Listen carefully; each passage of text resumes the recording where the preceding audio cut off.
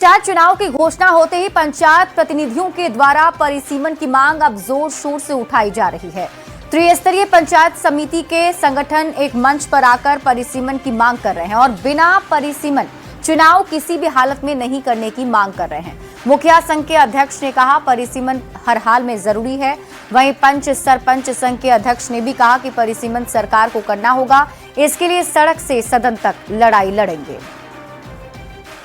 सरकार चाह रही है कि संविधान और नियमावली को ताक पर रख के मन मर्जी अनुसार हम चुनाव करा दें, आरक्षण रोस्टर का निर्धारण कर दें। 1991 में जनगणना हुआ था, 2001 में परिसीमन हुआ और त्रिस्तरीय पंचायत प्रतिनिधियों का चुनाव हुआ। ग्राम कचहरी प्रतिनिधियों का चुनाव वर्ष 2006 से हुआ और अब तक संचालित है।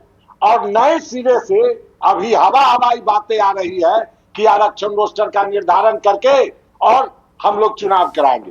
किस आधार पर आरक्षण रोस्टर का आप निर्धारण करेंगे?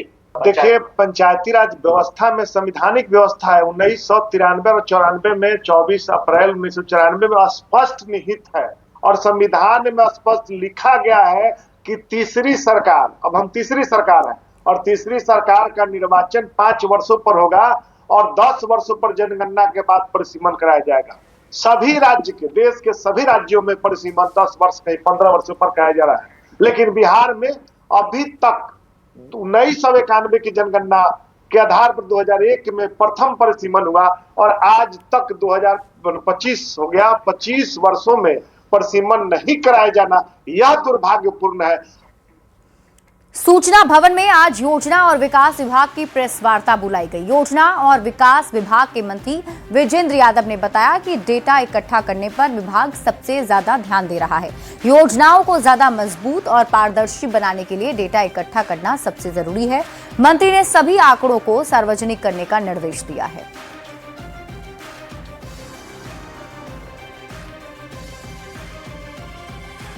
इस बार एम्फेसिस डाल रहे हैं आंकड़े की इकट्ठी करने पर, डाटा संरक्षण पर और डेवलपमेंट में। आज के युग में डाटा का कलेक्शन, उसका फिर से निर्धारण करना और विभिन्न विभागों को सर्कुलेट करना, कि उसके आधार पर राज्य के विकास की योजनाओं को, प्रगति को आगे बढ़ावे, ये सबसे महत्वपूर्ण दायित्व है योजना विकास विभाग का।